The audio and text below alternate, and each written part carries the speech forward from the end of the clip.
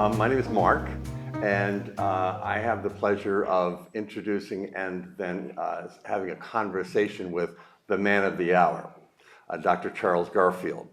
I have, among my experience was the fact that shortly after being diagnosed in 1985 and leaving the work that I was doing at the time and deciding I would go find something to do about AIDS, I was among the founding staff of the Los Angeles Shanti Foundation, which is a separate organization, but also followed the Shanti model of support. We trained volunteers to be with those who were dying. And it was a profound experience for me. It teaches me all the time. I met Dr. Charles Garfield 30 minutes ago. And it's weird. It's like you meet a teacher that has been teaching you through mind control or something, for many years because you're so influenced by that teacher's work, and still am. And we'll get into that later in terms of having that conversation about how it's affected me and all volunteers, really. I'm going to start by giving, I didn't want to just read his biography, but there are some things that caught my eye. From the various websites about his work. Dr. Garfield, may I call you Charlie? Charlie, please. All right. Charles Garfield, Charlie, was born in Brooklyn in 1944. He began his professional career wanting to be a mathematician and worked on the NASA team that sent Apollo 11 to the moon. What? Okay, first of all, Charlie, it sounds like you are literally a rocket scientist. Is that correct? I must be. I got the microphone to work. That was, in fact, what you did. Yes, that's what I did. Well, your biography says that you didn't find it satisfying. You sent a rocket to the moon. What was satisfying was the mission itself. What wasn't satisfying was when it was all over, there was nothing to replace it. There was no mission that was worth all the time and energy that we poured into the moon landing project. In fact, I was one of the people who was going to be reassigned to the bus division of Grumman Aerospace.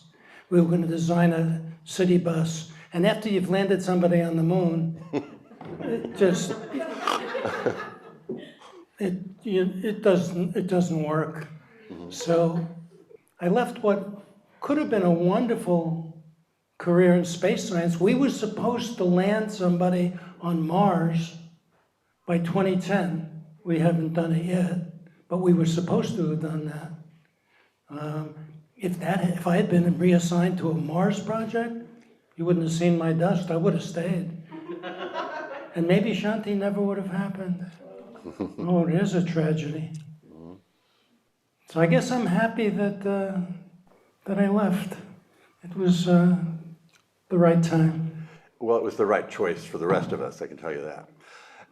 So you're searching for something more satisfying than landing somebody on the moon, and you end up at University of California, San Francisco's Cancer Research Institute because you had already begun working in psychology, and you were one of the first psychiatrists assigned to kind of be responsible for the emotional well-being of cancer patients. And in doing that, you discovered that all of the other psychiatrists were overwhelmed by all of this, and you started wondering why you couldn't start to train lay people to offer the same sort of skill set. That had to be, you must have gotten a lot of raised eyebrows from the professionals in the white coats when you told them that you wanted to train lay people to do this.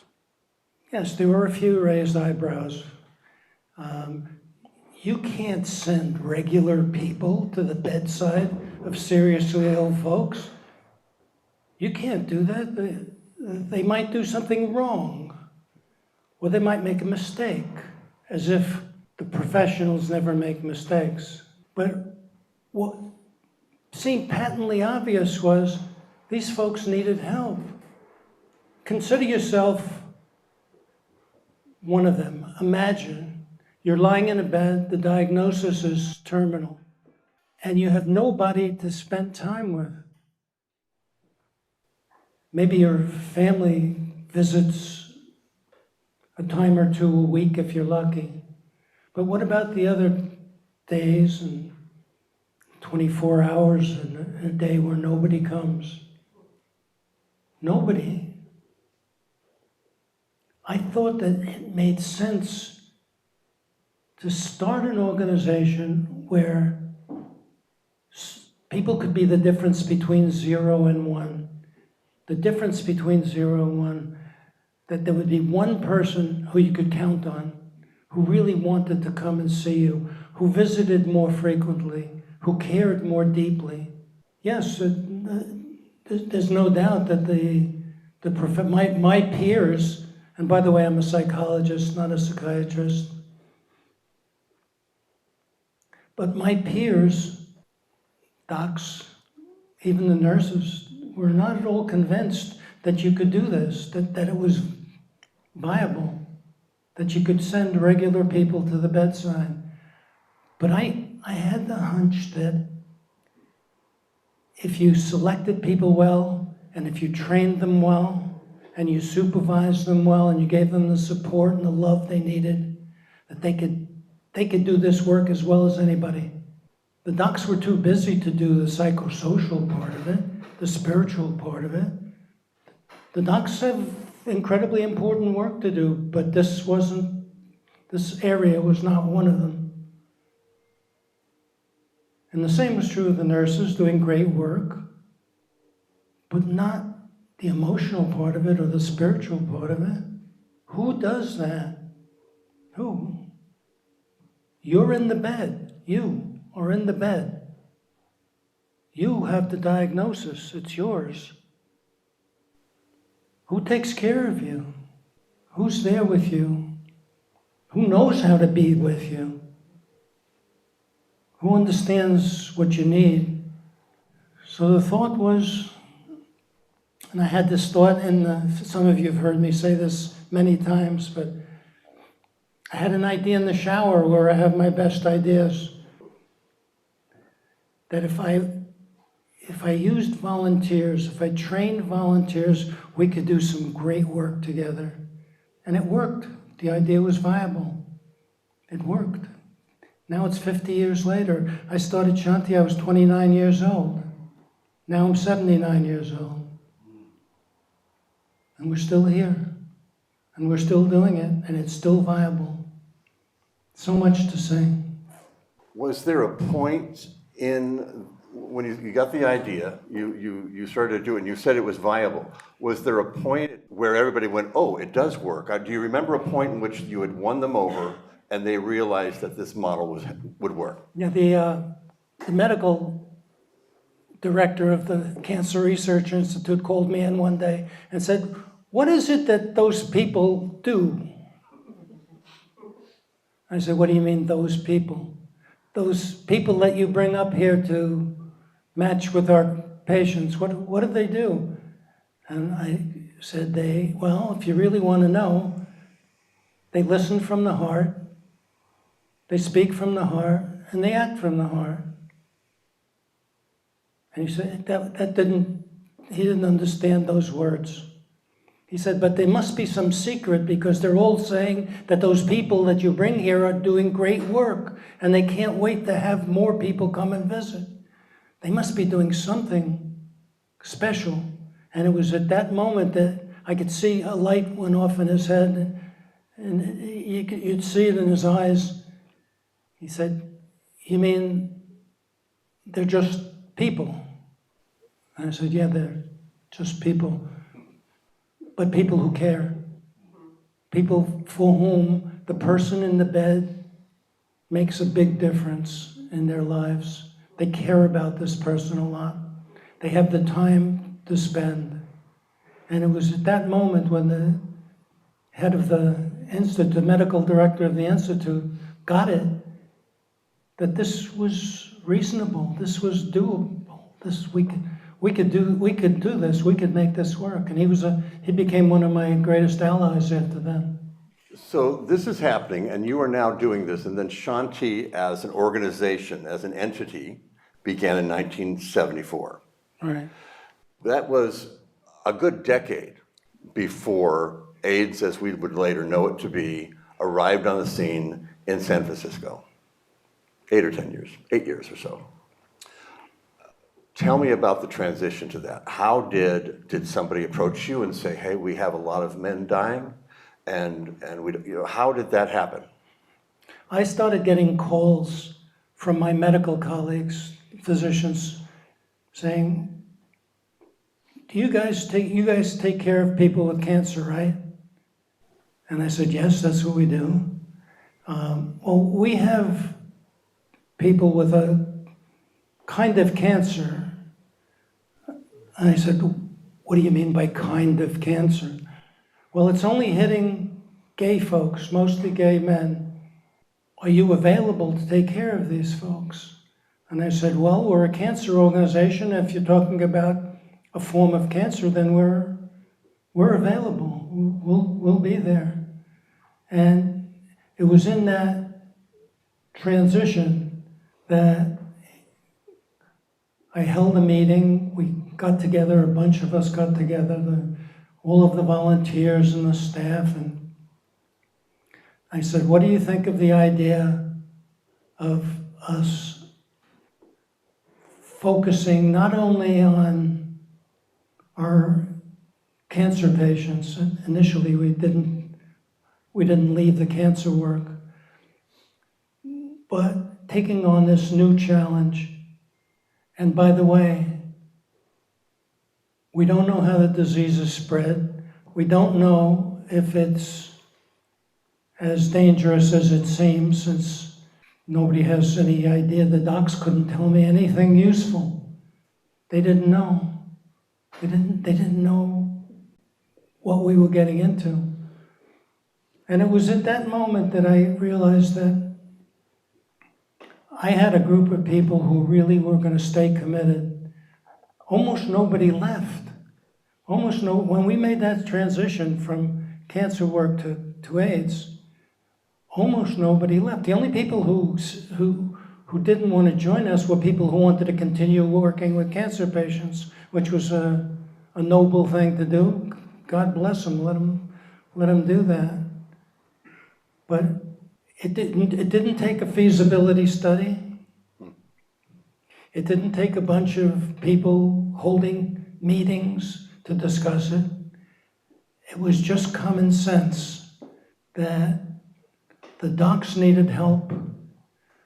God knows the people with this new disease, which was called gay cancer and then GRID and then AIDS. The people who had this new disease, contracted this new disease, needed the help.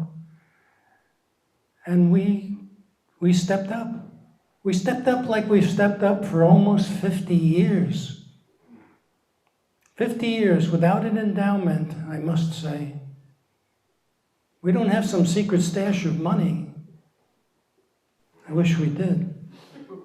For 50 years, we've been stepping up when there was a need. That transition, I'm so glad to hear that nobody went running out the door when they heard what was going on, but you did have to give them some kind of qualifiers about the disease, the fact that it was still mysterious. They didn't know how it was, we're talking very early, gay cancer, GRID, etc. And I got to think to myself that you were also dealing with a new patient population, because the work is so intimate. You're dealing with a new patient population who are stigmatized anyway, whose cultural references are different, whose upbringing is different, whose sense of self-hatred or whatever, internalized, there's a lot. There's a lot that comes with a patient population who are primarily gay men. Was there any culture shock on your part? Did you have to learn kind of what came with a gay man in terms of what makes him, what challenges he faces sociologically? Turn the patients into teachers.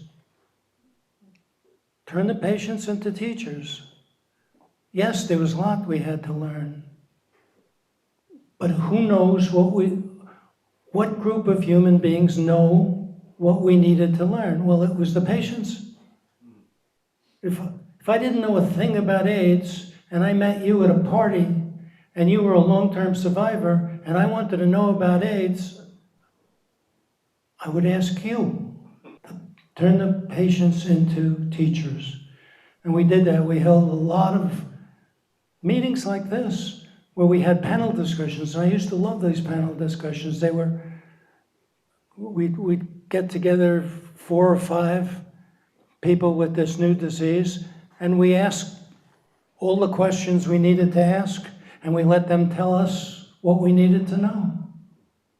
We didn't assume that we were the experts. We knew that the patients were the experts. So ask. That was one of the ways that we learned how to do this work. We learned from the people most affected.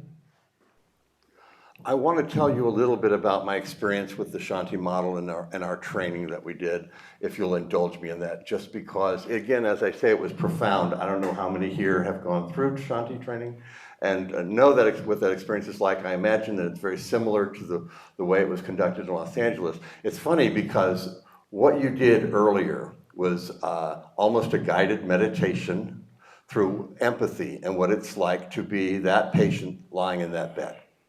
And the words you spoke were very close, and I'm thinking almost 40 years later, very close to a exercise that was done during Shanti training, in which we were led through a guided meditation of being a patient in a bed and dying, and who was showing up at the door for you, and what was your response to them. And it was very intense, especially for someone living with HIV. Which many volunteers were.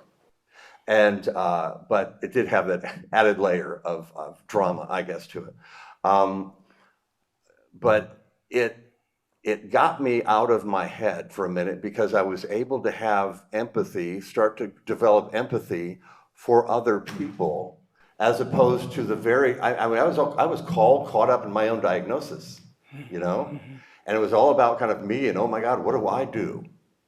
And that training taught me about, you know, compassionate presence and active listening and trying to develop empathy for other people. And it was profound.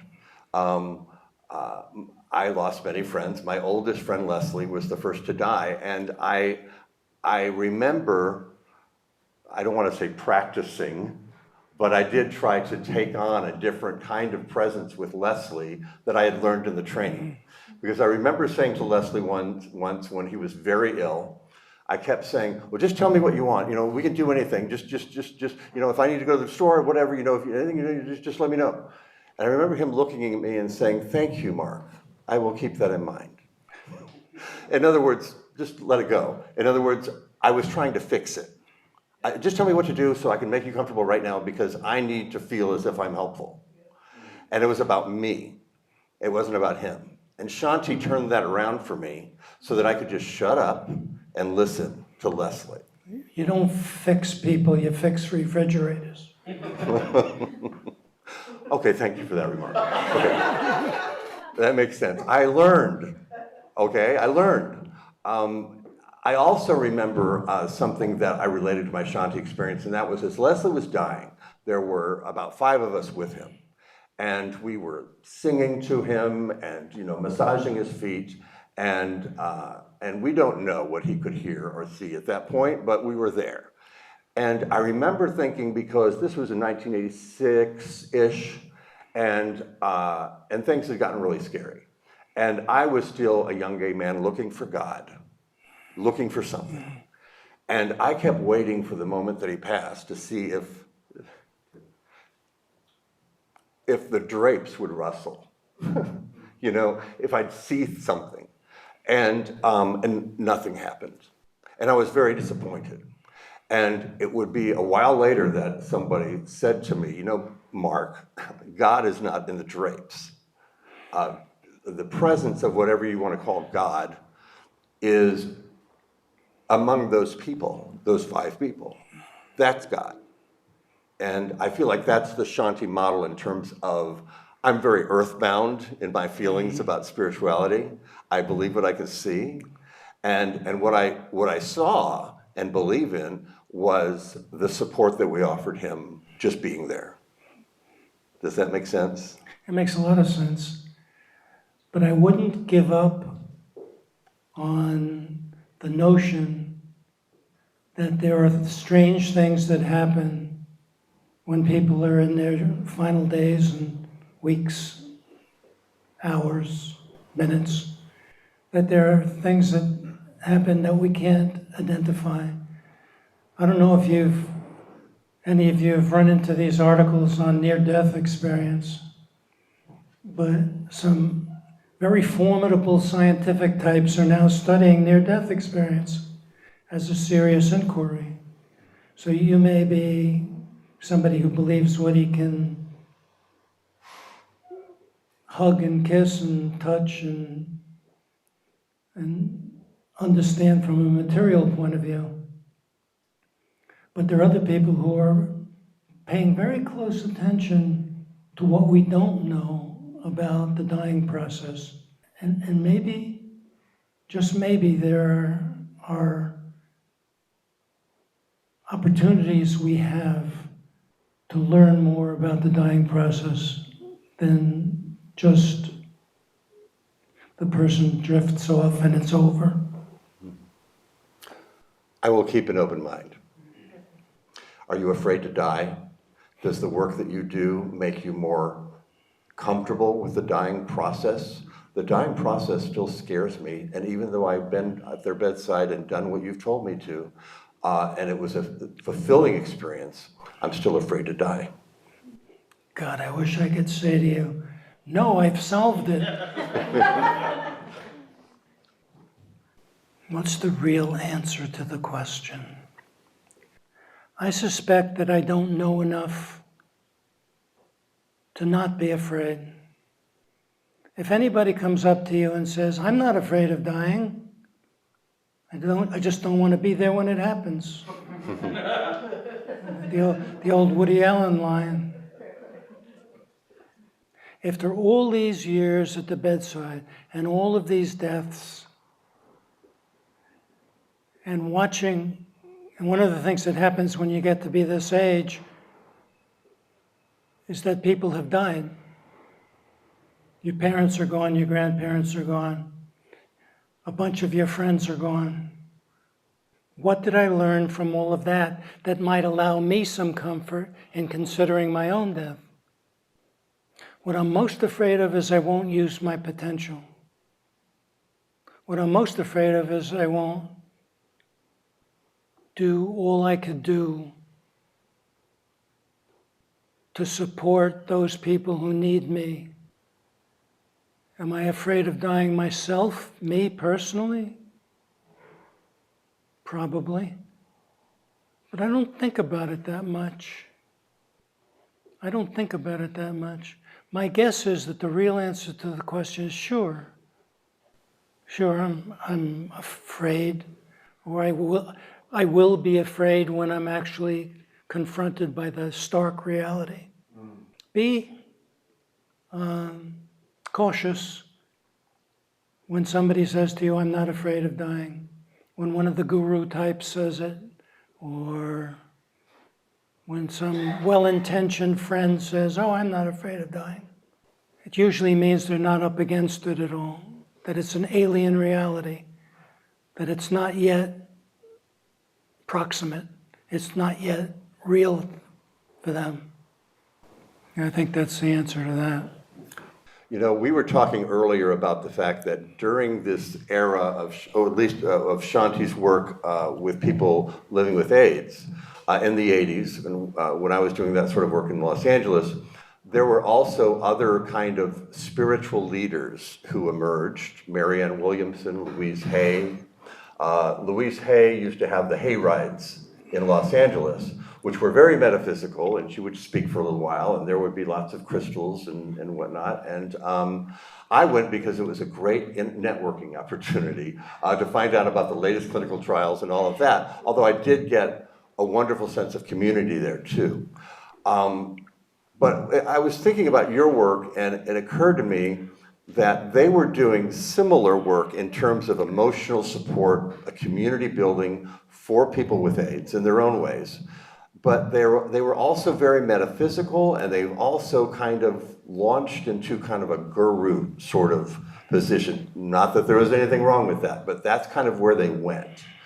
Shanti never went there.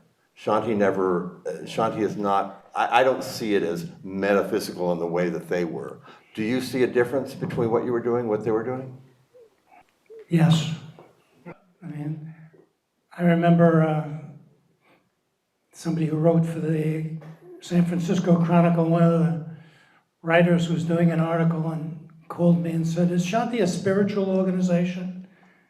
And I said, "Well, we do things that one can call spiritual, but if you mean, do we have a spiritual orientation of a particular sort, the answer is no. And if you mean, is there a guru who runs the operation, who everybody looks to for guidance, I'd say, if you mean me, no. I think there are big differences between what Shanti was and is and what the organizations you're referring to were. I'm much more interested in you finding your own strength and your own power and your own genius than I am being the source of it for you. One of the great gifts I had was that time in the shower where I came up with the Shanti model. It was wonderful, but it was, what it really taught me was we sometimes reject our greatest ideas. How many times in your life did you have a wonderful idea, but you talked yourself out of it? I'm not good enough. I'm not smart enough. Who do I think I am to be able to do that? Please understand that some of the greatest pain in life comes when you look back at age 79 and you realize that there were times when you could have done something wonderful, but you didn't. You didn't think you were up to it. You didn't think you were good enough. You know, something about spirituality, I always love the quote, and I'm going to bastardize it, but basically it's, a man searching for spirituality is like a fish in the ocean searching for water. You know, it's here, and it's here all around us. Absolutely, it's here all around us. And that's a nice image, fish in water.